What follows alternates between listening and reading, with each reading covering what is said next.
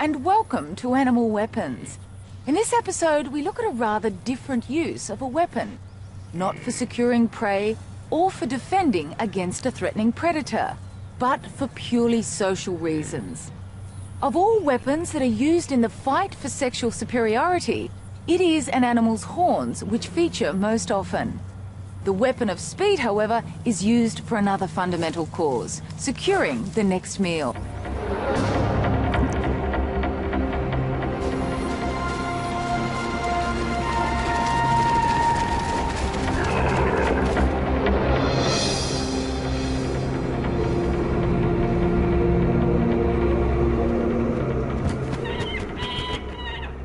Well, of all creatures that use speed as a weapon, the peregrine falcon is the supreme master. Able to reach speeds of more than 150 kilometers per hour, it is the fastest creature on Earth. And these high-speed records are a result of its body design. The peregrine falcon is 1 kilogram of solid muscle. And when making a high-speed dive, it transforms itself into an aerodynamically perfect teardrop shape. And it's this ability to make a sudden and powerful attack that makes it one of the most feared hunters of the skies.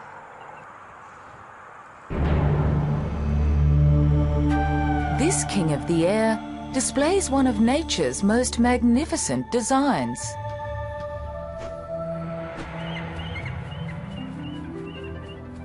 It has the precision flying capability of a stealth bomber, the acceleration potential of a jet fighter, and its own pair of remote sensing devices, its eyes. It is a living missile.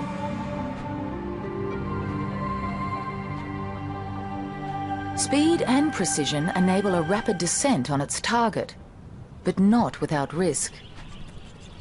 Trees are a dangerous obstacle for this high-speed hunter. An accident would be fatal. For its prey, the cover provides the only safe refuge. To increase its chances of success, the peregrine hunts in open areas, ideally farmlands where native birds have become outnumbered by introduced species like the pigeon. In fact, pigeons have become its most important prey the world over. Pigeons are not easy pickings. They too are swift on the wing. In level flight, a pigeon can outrace a peregrine. But the peregrine's competitive advantage is the use of gravity. Making a vertical ascent is energy consuming, but the peregrine has stamina as well as strength. It's from up here, a mile in the sky, that the peregrine's weapon is able to reach its full potential. With a meal in its sight, the peregrine transforms from a surveillance glider into a plummeting missile.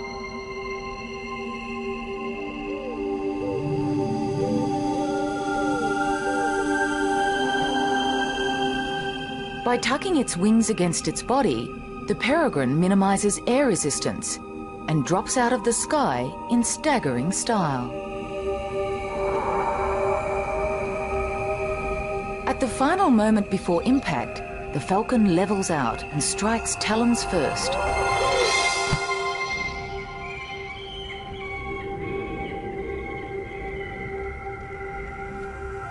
So great is the impact that the peregrine too would be injured were it not for the extraordinary accuracy of its strike.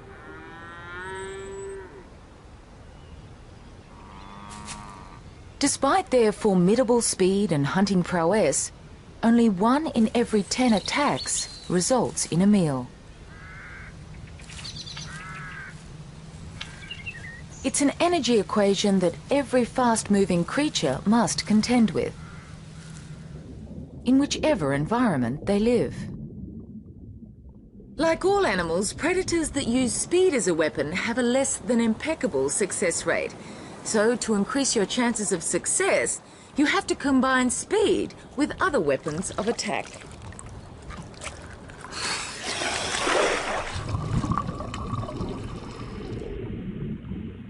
The stonefish doesn't look fast. It is one of the least streamlined of all fish. In fact, it rarely swims at all. A sleek body has been substituted by one corrugated and encrusted with algae. Disguised as a rock in the rubble of the ocean floor, it uses camouflage as its preliminary weapon. When suitable prey is within striking distance, it puts its conserved energy into one startling burst of speed.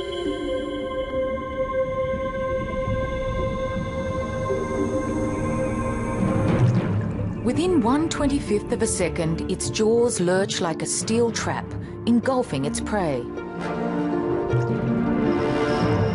But not every time.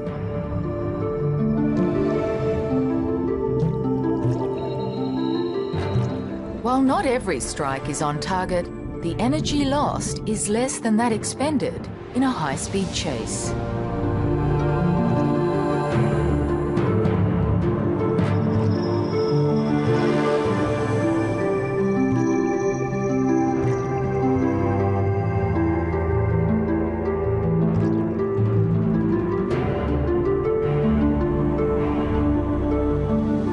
Reefs are among the most diverse and crowded of all ecosystems.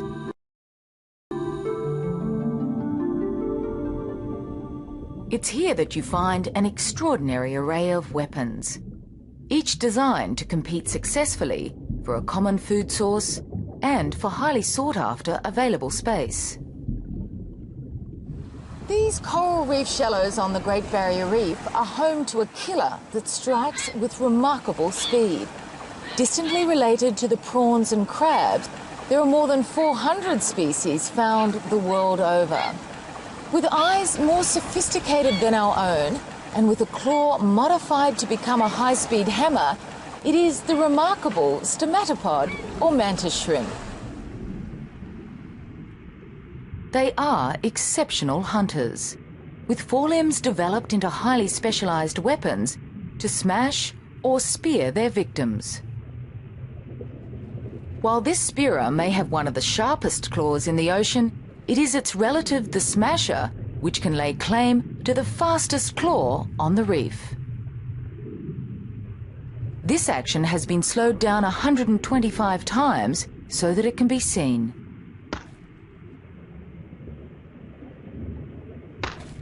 The smasher's claws function as high-speed hammers, cracking tough crab shells, opening up a food source that would otherwise be inaccessible. They live in natural crevices within the coral, from where they can see all. Each eye contains up to 10,000 separate lenses and perceives 3 images. Together, they see the world from 6 different perspectives, allowing them to pinpoint a moving target with military precision.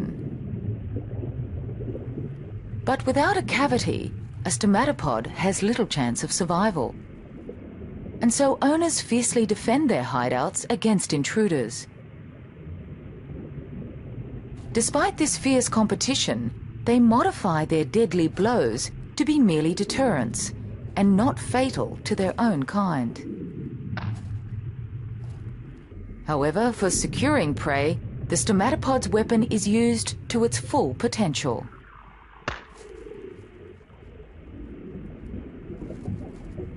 The smasher quickly sizes up its target and strikes with blinding speed.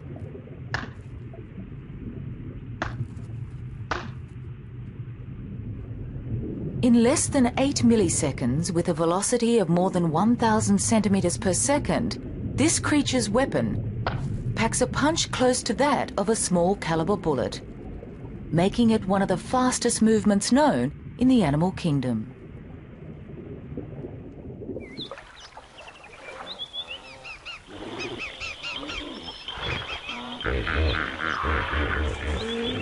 It is in Africa that we find the world's most spectacular collection of animals and their weapons.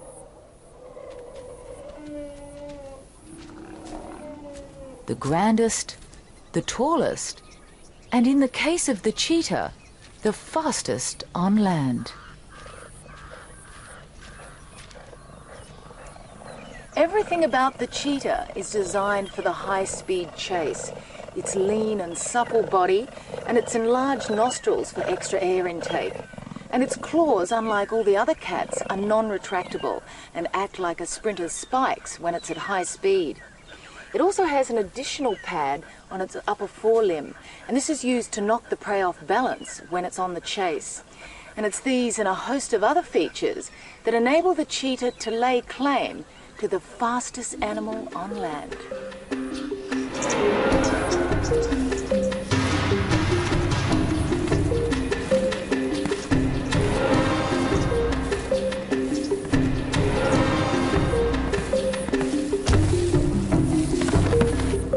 But speed is a weapon that comes at a price. In becoming a speed specialist, the cheetah has sacrificed the weight and power of the other big cats. Here in Africa's Masai Mara, cheetah are among the most vulnerable animals on the plain.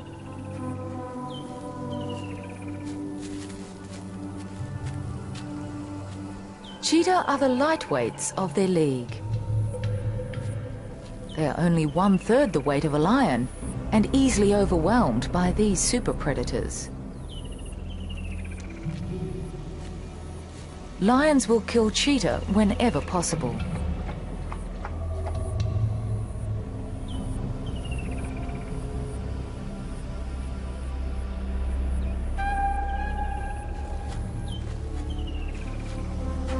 With speed as their only weapon of attack and defense, they almost always flee when threatened.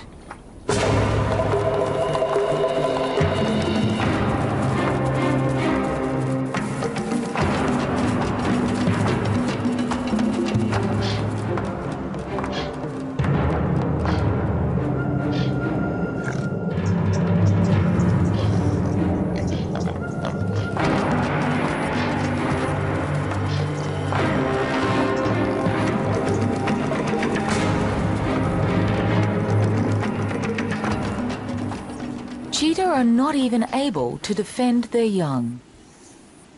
This mother has concealed her cubs in a lair. But even there, they're not safe from the birds of prey. Despite these dangers, she needs to hunt. But hunting too is fraught with difficulty. At top speed, a cheetah's body temperature soars to 41 degrees Celsius. To sustain this temperature for over a minute or two would be fatal. Its valuable weapon has to be reserved for a short burst, and where there is a high chance of success.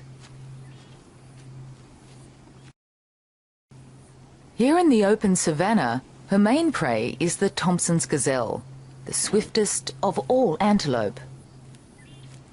They are plentiful, but also wary. She must creep within 100 meters of her target if a pursuit is to be successful.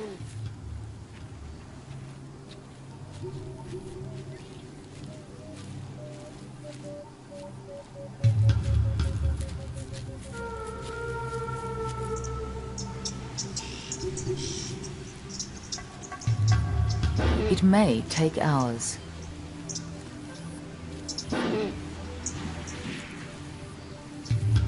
If noticed, she pauses and makes herself as inconspicuous as possible, patiently waiting for her next meal to be within that critical range.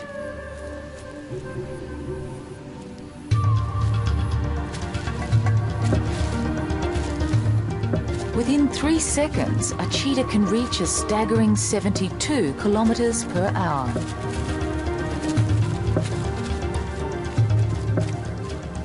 But energy conservation is of prime importance, and she must know when her chase is in vain. Less than half a cheetah's pursuits end in a kill. Her hunting time is limited, for with the fading daylight, lions will be on the prowl. Unsuccessful, she heads back to her cubs. But a dry season grass fire is an ominous obstacle. Insects flush from the flames don't interest her, but provide a banquet for yellow-billed storks.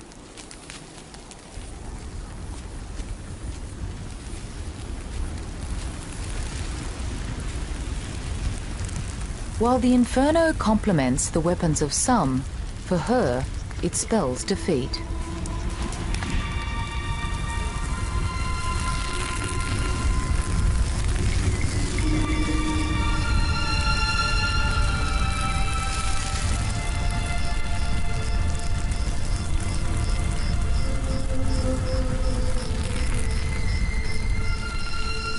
All big cats rely on cover to ambush prey.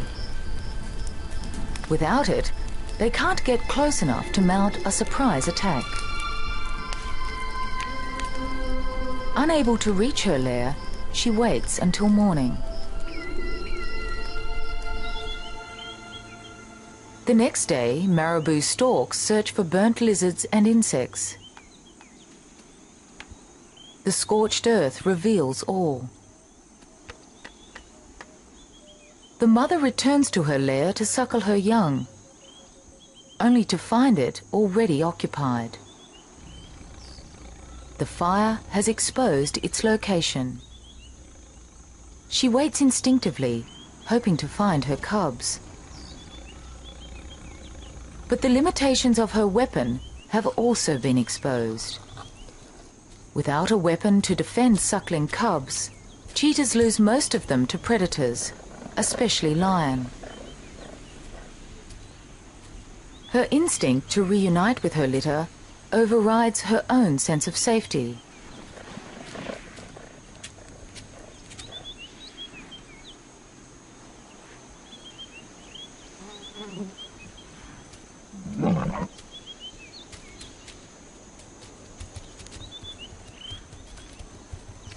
Unable to fight, she can only run.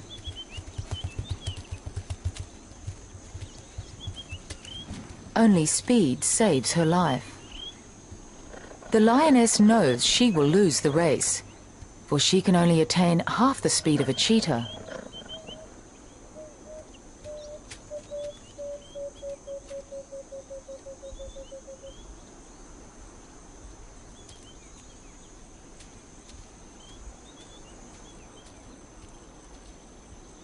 In the battle for hunting supremacy, the cheetah's weapon breaks all land speed records.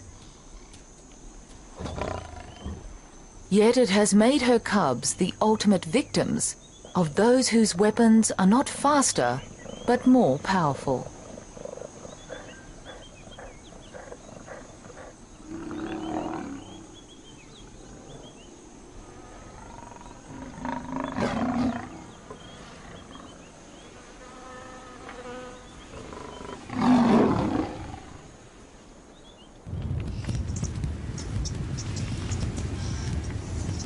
Of all animal weapons, horns are among those that seem most obviously developed for attack and defense.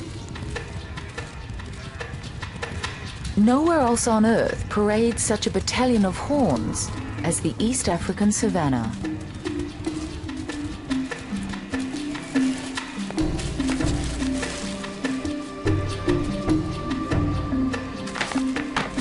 The plains echo to the clashing of horns.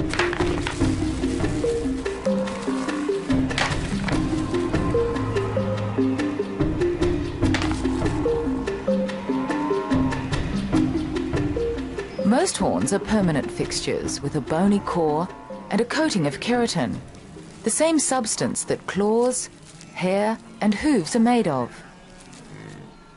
They are firmly attached to the skull and if snapped at the base will not regrow. But there are exceptions. Well, of all animal horns, those of the rhino are probably the most unusual. Firstly, rather than being positioned on the crown of the head, they're right on the nose, And secondly, they're made of compacted hair bound together, but they still function as a very effective weapon, not only for defending their young, but for fighting among themselves. Rhinos are not highly social creatures, and while a resident bull rhino will defend its rights to a particular female and to a favourite mud wallow, rhino horns are most often used in defence against predators. Especially by mothers with calves.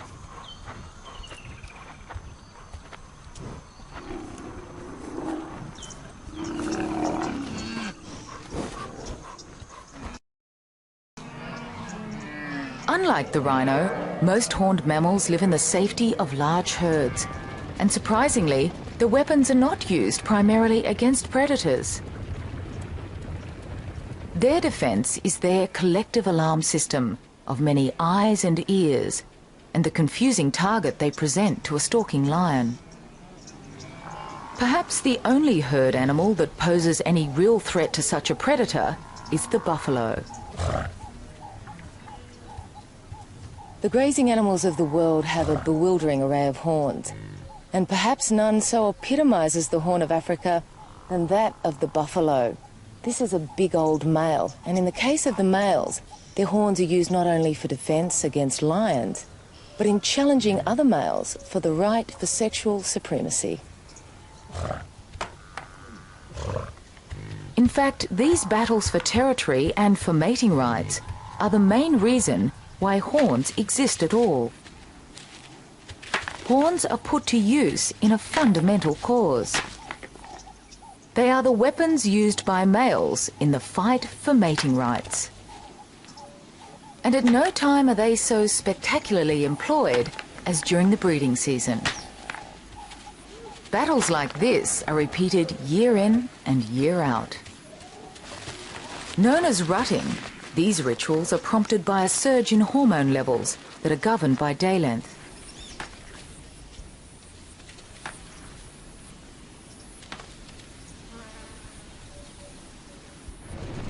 The rutting of the topi is among the most ritualized of all antelope.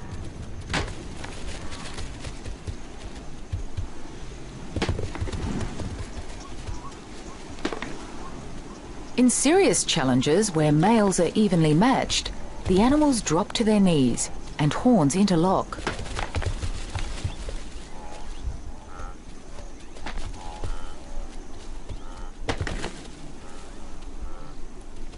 They will wipe their faces on the ground or paw repeatedly to disperse scent from glands both below their eyes and under their feet.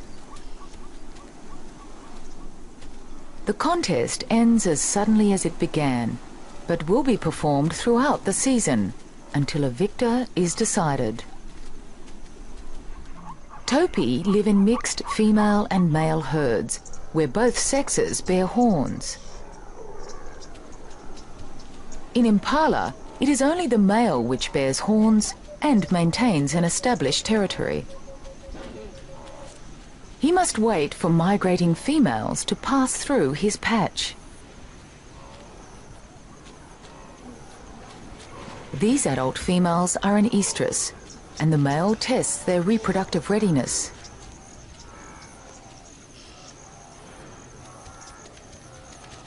He mates with those that are responsive.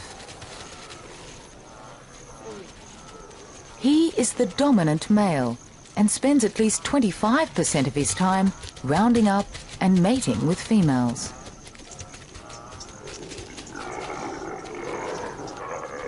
Not only does he need to keep females within his territory, he must also keep other males out, leaving him little time to rest or feed. Even recently weaned males are seen off, sometimes in a spectacular fashion, which displays the victor's strength and virility.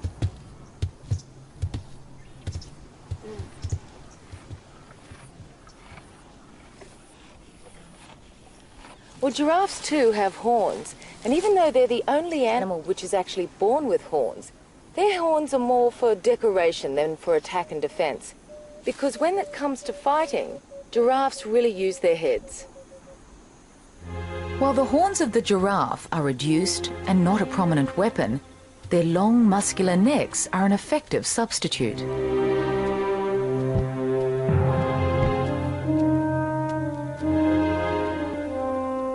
Their neck and head performs as a massive mallet, but blows seldom land solidly. These young males do their best to avoid being hit by the other.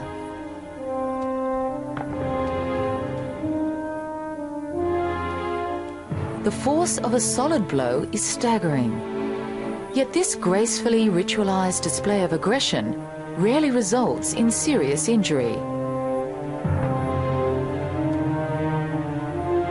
The heavier the skull and the wider the arc of the swing, the harder a giraffe can hit. Hence the advantage of size, height and weight, the key factors that will determine which male wins dominance and the right to mate with the females. The giraffe and antelope live among some of the most efficient predators on the planet. Yet their weapons are not designed entirely for their own protection or to secure their own food. It is the individual's contest to continue his lineage that determines the size, shape and function of his weaponry.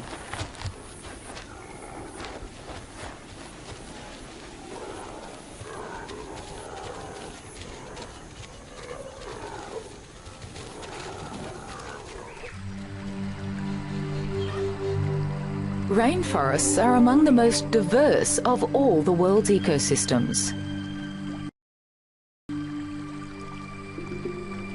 While the African plains are the arena of challenge for the world's grandest creatures, these Australian tropical forests are the battlegrounds of the mini-beasts.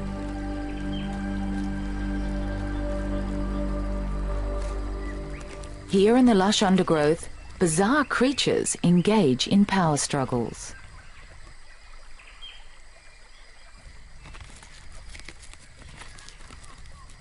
For most of the year, they live solitary and relatively uneventful lives.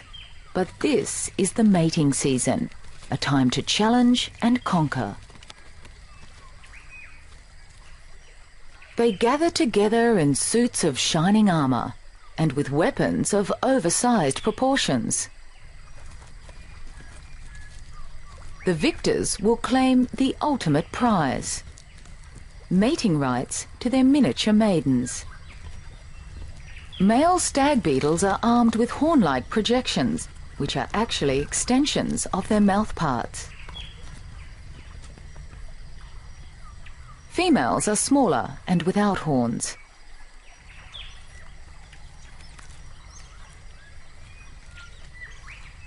The presiding male has raised his antlers as a show of strength to the invading male.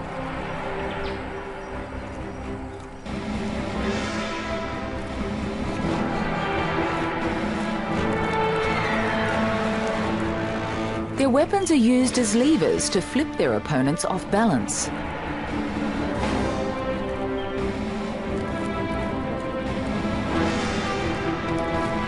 Those toppled to the ground are out of the contest, but will live to fight another season. The victor takes possession of his prize.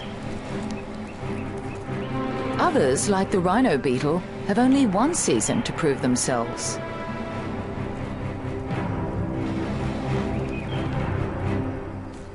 Well, like all insects, the rhinoceros beetle develops through different life stages until it becomes a fully formed adult. In fact, it spends more of its life like this as a grub than it does like this as an adult. As a grub, it feeds on rotting logs and leaf litter, and it's the availability of this food source which determines how big its body and horns will be when it emerges as an adult. When food is plentiful, their larval development is extended, resulting in larger horn and body size. Victory will be governed by their fortunes as a grub.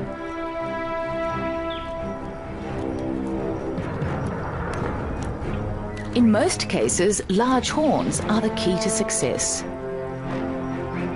They are able to lift 850 times their own weight.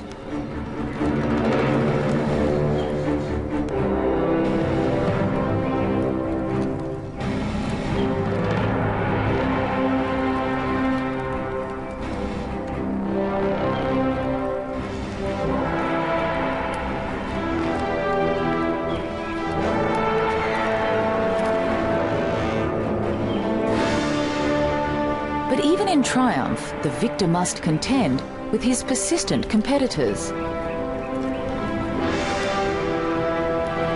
Even as his paternity hangs in the balance. While the rhino beetles fight it out among themselves, another horned insect waits in hiding for a particular tree to fall before its battles can begin.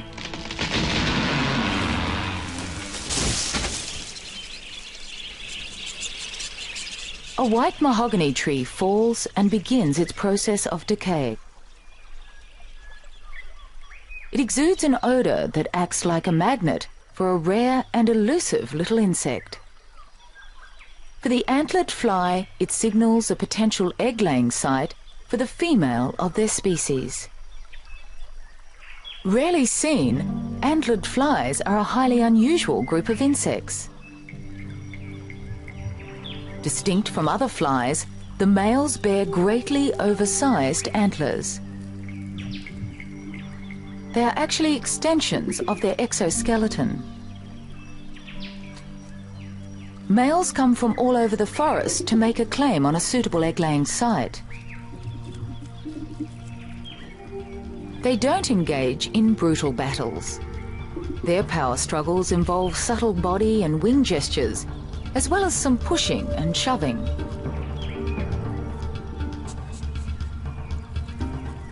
A male that is clearly inferior in size simply makes an appearance and flies off without a challenge.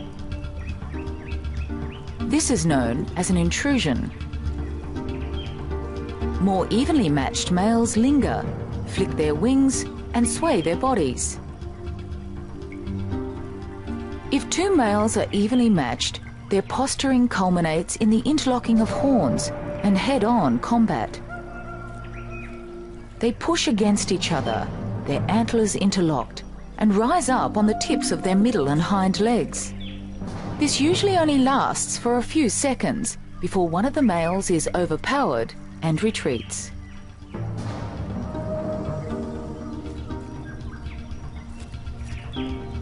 They may engage in a few of these battles before a winner is decided.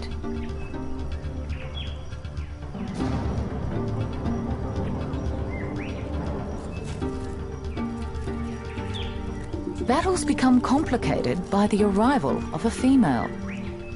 Her foremost concern is finding a suitable location to lay her eggs. Usually the exact site that the male is guarding. She may have already mated, but this doesn't stop the presiding male from mating with her again. But even while the pair are mating, other males make challenges.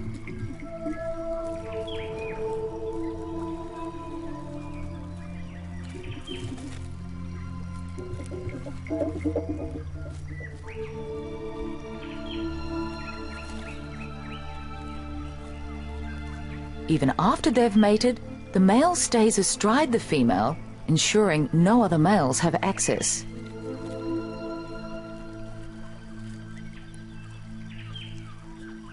She inserts her ovipositor beneath the bark and lays her egg clutch. While she lays, the presiding male continues his guard. For the antlered fly, the size of his antlers are his passport to paternity.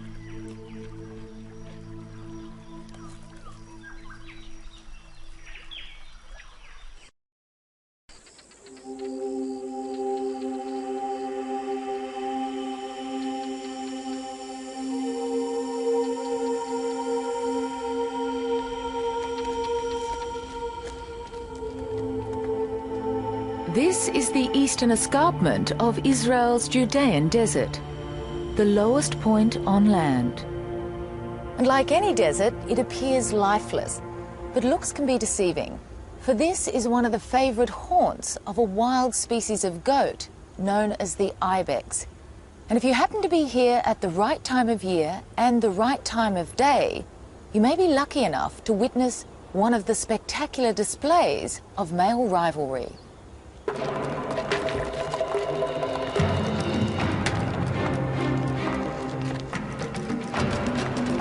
These battles are among the most vigorous of any horned mammal. The force of a full horn impact is equal to 4 tons of pressure.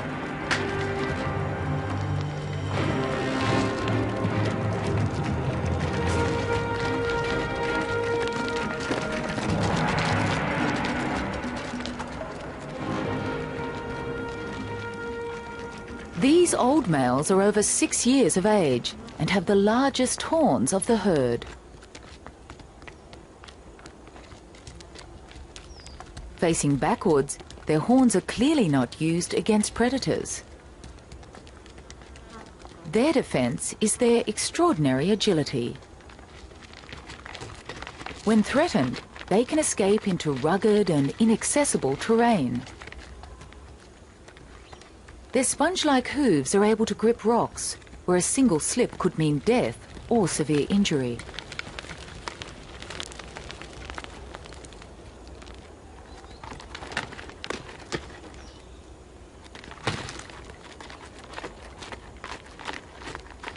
To fully appreciate how the ibex uses its horns as a weapon is to understand its breeding cycle.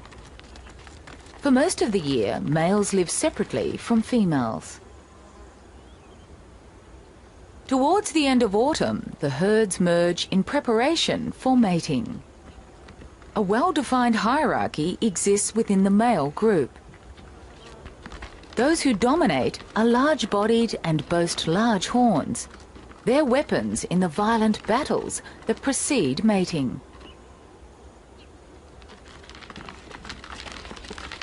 For ibex, large horns and exclusive mating rights can only be attained with old age. But this doesn't deter the younger males from trying to win over females.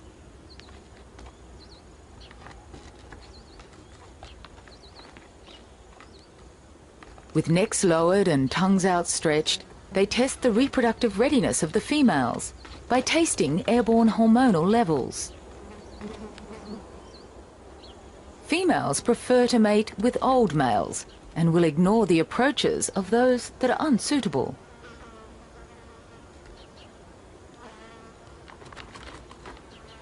But the young males continue regardless.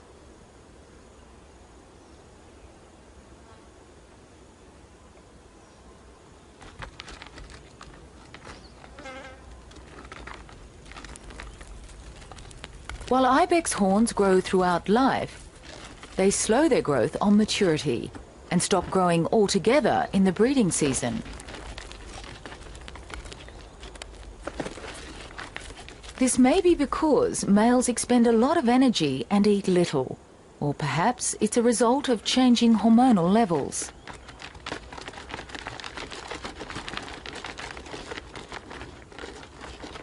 These females may have already mated and show increasingly less interest.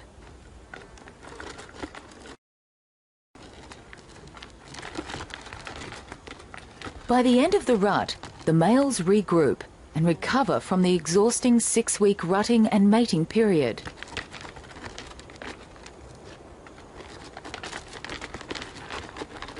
Yet throughout their lives, males continue to jostle. They will often gather together in a huddle to size up their opponent's horn size. While the old males need only to maintain their status, the young must establish a place in their upwardly mobile peer group. Young males engage in the most violent battles. They rear up to increase the impact of their assault. Ibex horns are designed in such a way that they both inflict offensive blows and deflect the blows of opponents. On contact, they twist their heads slightly to lessen the impact, which is taken on the strongest lower part of the horn. The bony ridges prevent the horns from slipping past each other and causing accidental injury.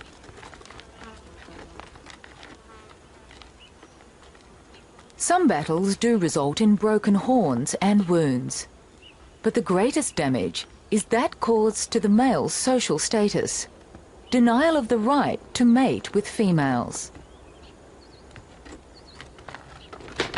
While old males engage in fighting more often, it is more ritualized and less energetic.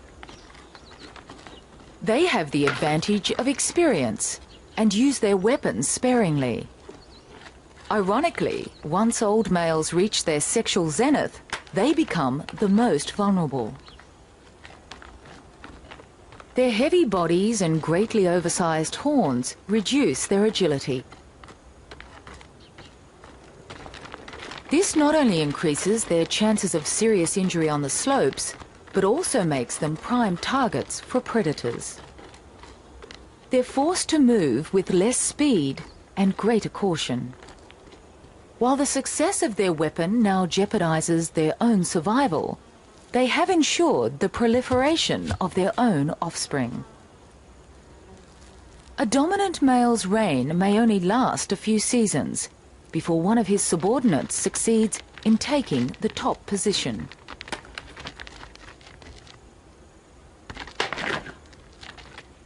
Such is the price of a weapon that serves only a social function.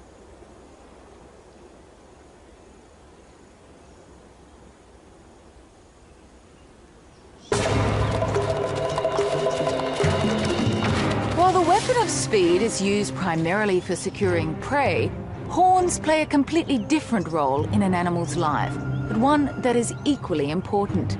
They are the weapons used between males to joust and butt, clash and posture. While the fights are sometimes violent, they are ritualized and more about mating than maiming. They are a form of contact body language that determines who mates with who. The larger horned victors pass on their genes at the expense of males less well endowed. It is this genetic selection that ensures that horns continue to be used as vital weapons in social battles by creatures large and small from all over the planet. Well, that's all for this episode of Animal Weapons. Goodbye for now.